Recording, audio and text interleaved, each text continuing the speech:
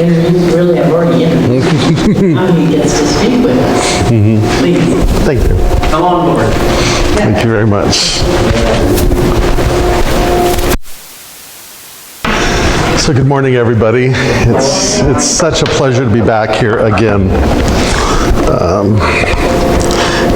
Can I take this off and walk around, or should I stay Sure, here? you certainly may. Okay, good enough. I just want to make sure. I asked that don't come on this side of the podium too much. God will like it. I won't. Okay, here we go. Let me see. Much better. I'm like my dogs. I'm just happier if I'm off leash. So my talk is entitled Beyond the Veil, and I kind of want to give the punchline first, and then go back into that. So spoiler alert: this is what the whole talk is about, and it's basically a metaphysical adage that says this: there is no free will without self-awareness, and there is no self-awareness without disruption. In fact, the soul's progress is really one about experiencing one disruption after another. Now, you come from New Thought, and I come from New Thought, and you probably heard as I heard. It's effortless. It's easy. It doesn't, and whoever was saying that just wasn't telling us the truth. Because if we understand evolution, something about Charles Fillmore and the founder of our particular denomination, Ernest Holmes, is both of them were advocates of the ancient wisdoms.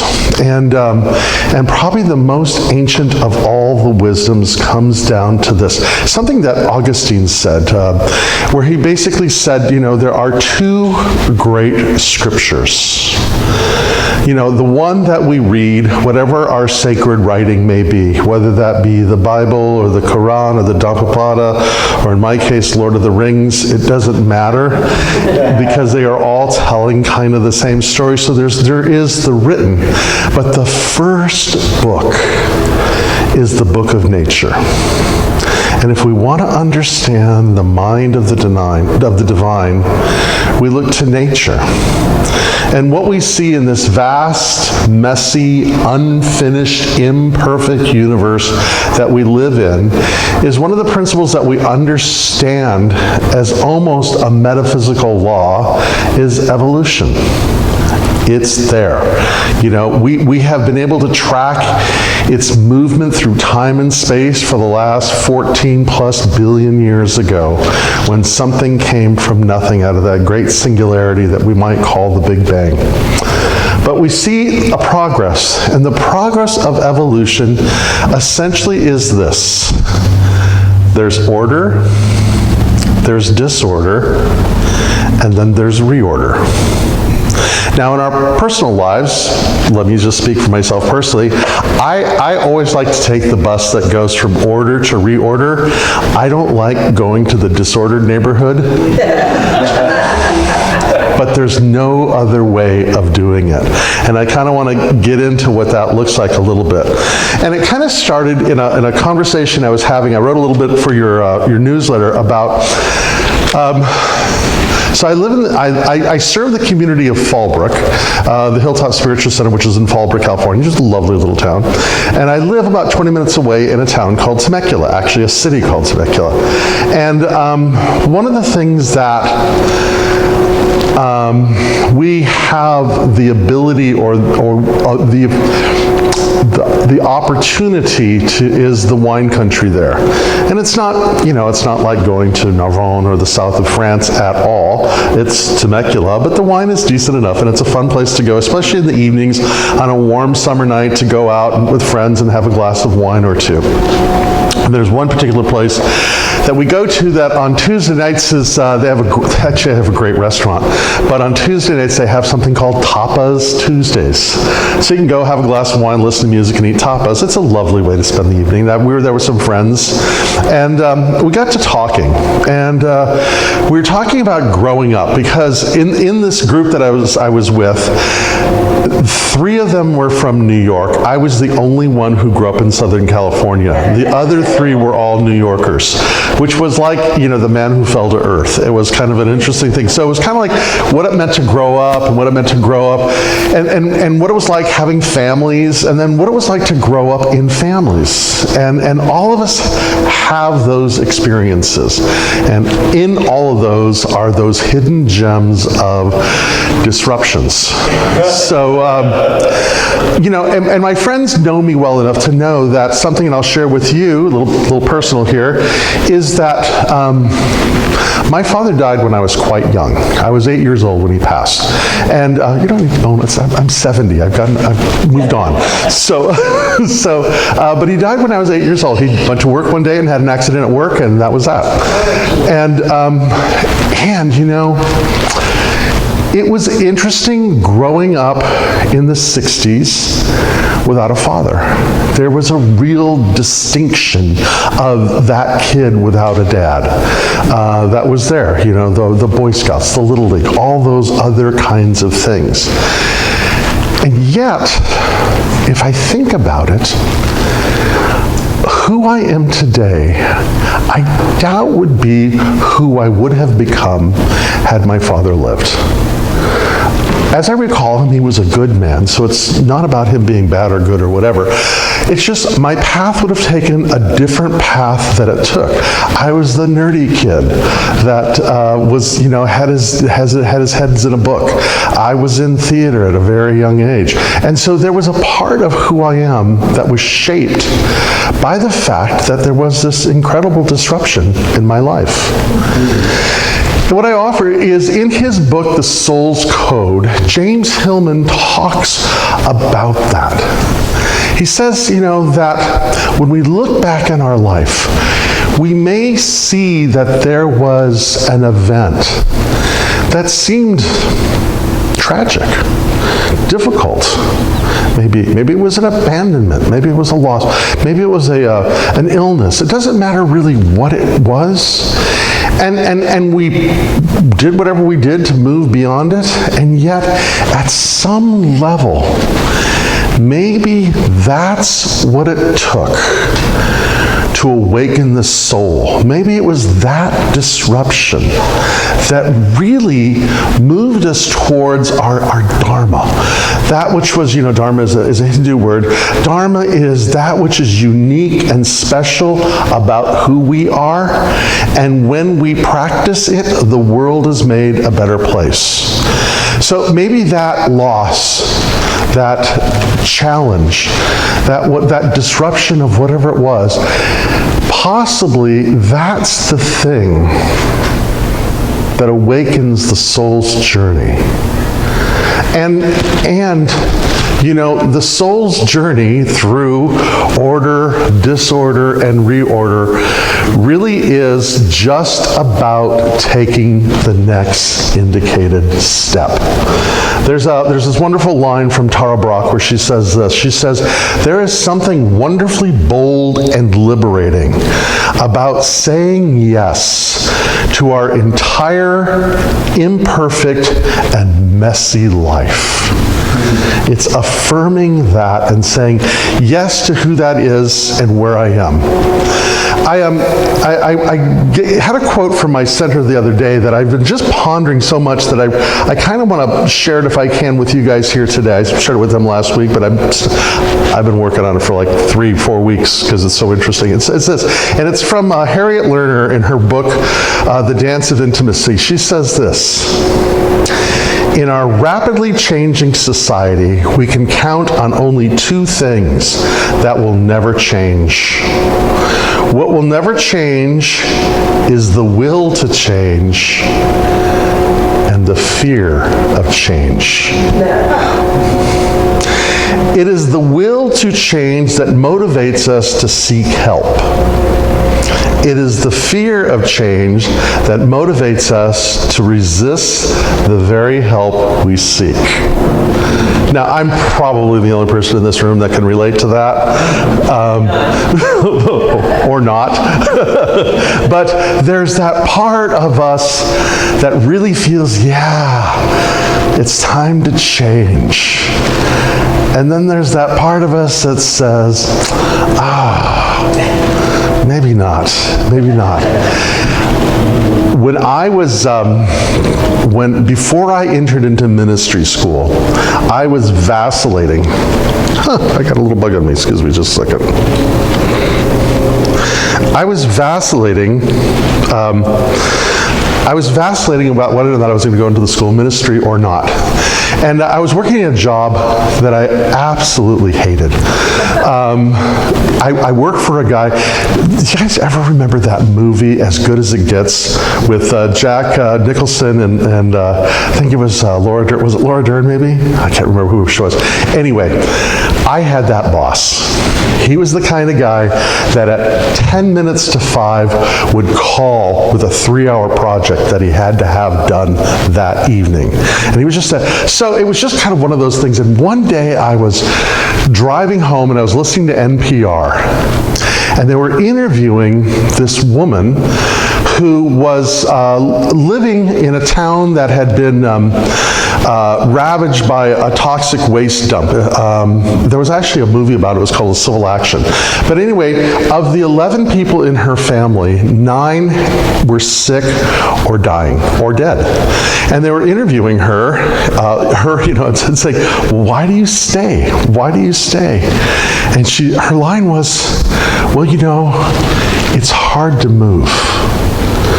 It's hard to move because, there's the memories that we have here and the people that were left. And I was thinking to myself, if I was living on a toxic waste dump, I would be out of there so fast.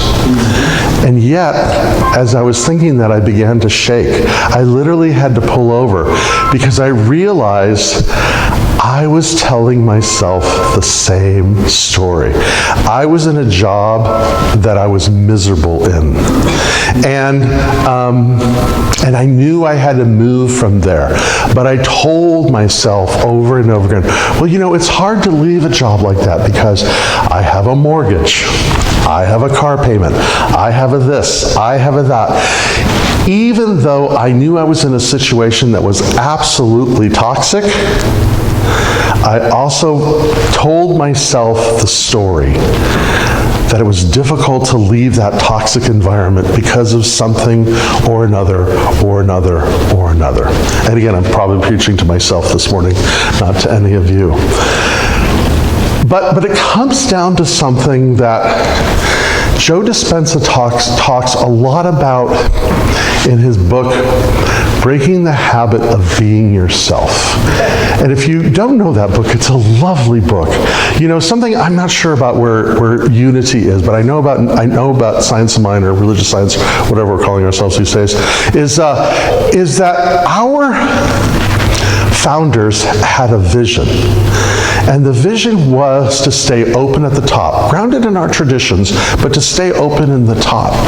But oftentimes we get somewhat comfortable and lay back on our laurels, and then we watch as other brilliant people are taking the same principles that we have.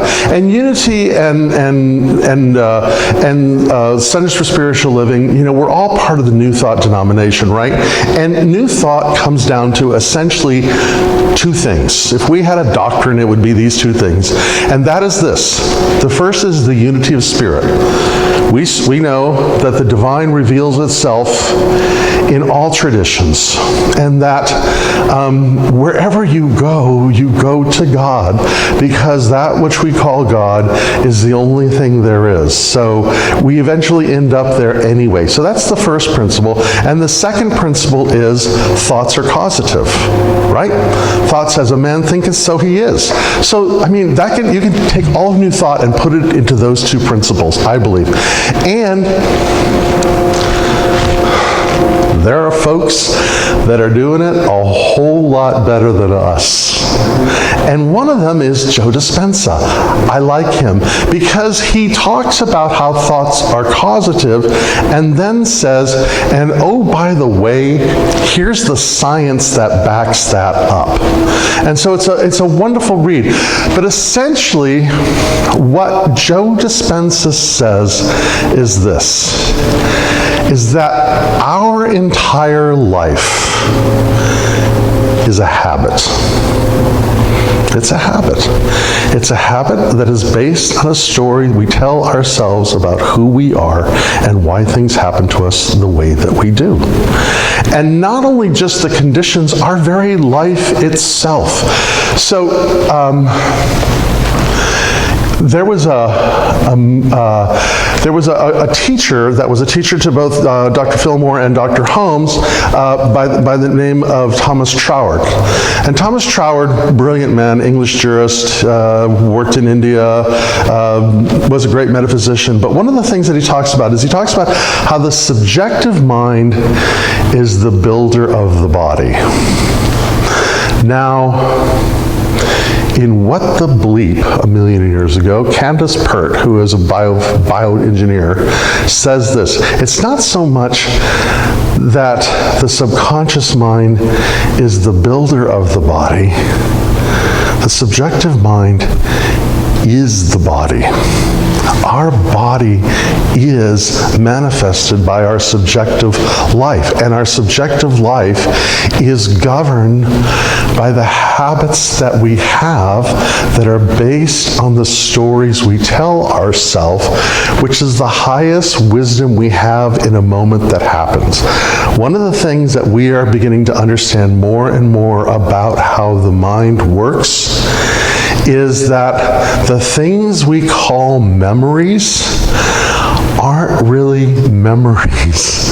They're more stories we tell ourselves about those memories.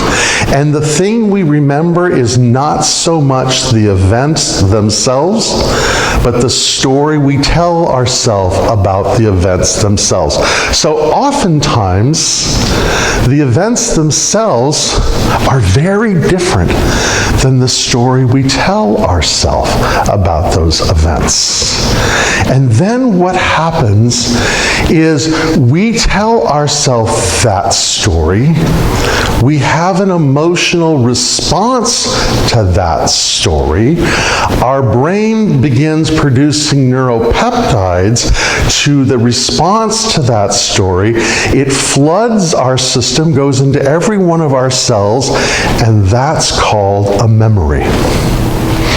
And the more we tell ourselves, the more we re-traumatize ourselves, the more joy we tell it, whatever the case may be, the more it is anchored in our body as a memory about the story. Does that make sense to what I'm saying there?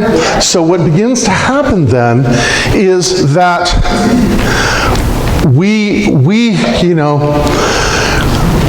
what we call beliefs are self-evident to us because we form a belief and then we go on a hunt to find evidence to that belief. Right? Because we always get to be right about what we're thinking. and something happens and we go, well, see? There you go again. And then often we may find that our finances are really a habit that is based on some kid at 4 or 5 years old that had a rough time with his first lemonade stand. And we're still running our finances from that sense of lack and loss and betrayal.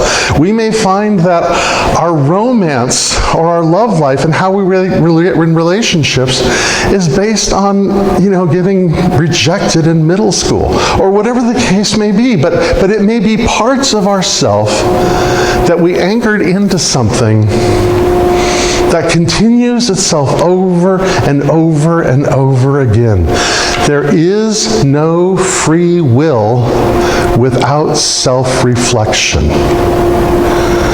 And part of this life of spirit is really the inquiry into who we are and how we came to be where we are. One of the early founders of New Thought, and actually considered the father of modern psychology, was a man by the name of William James. And he writes this. He says, most people live, whether physically, intellectually, or morally, in a very restricted circle of their potential being.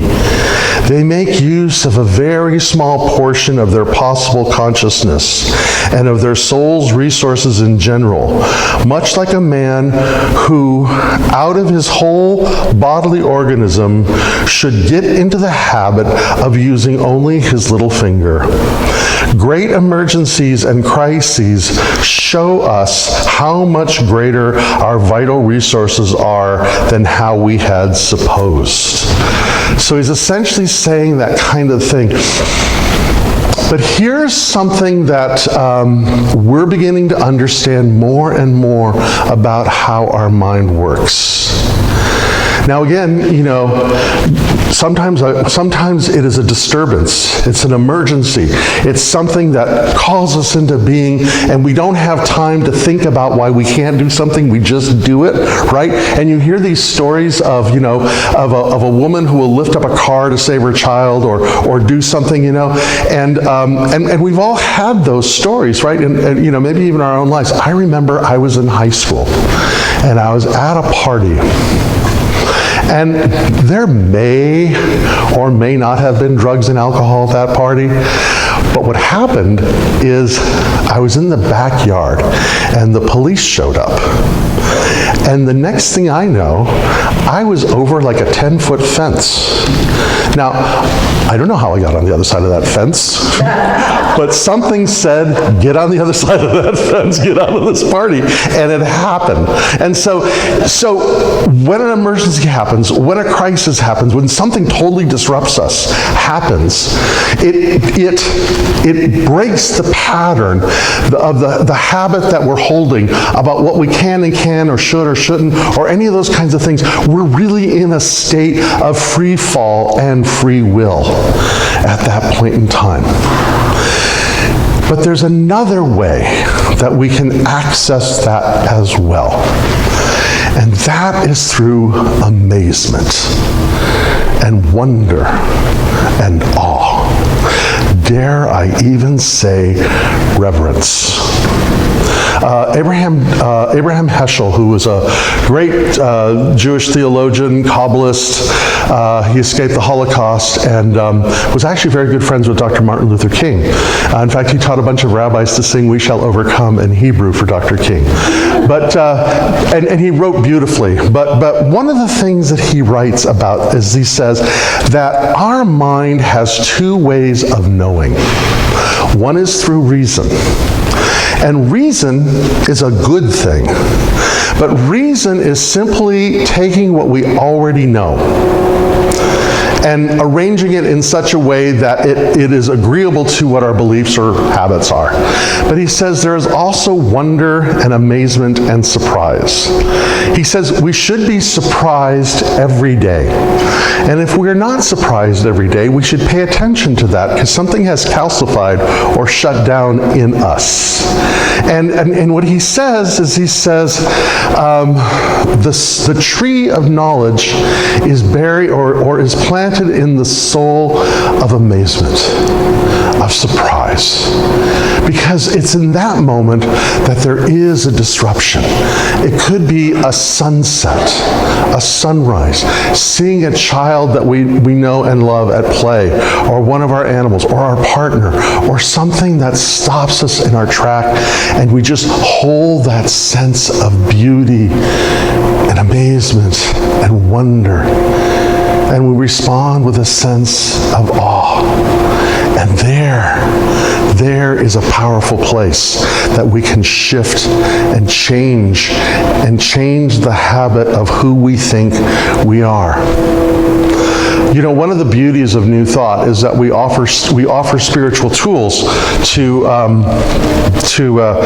work with and to make our lives better. And what I would offer you today is a mantra or a tool that I use that's basically the compass of my life. And it comes from that great spiritual sage, Ted Lasso, who got it from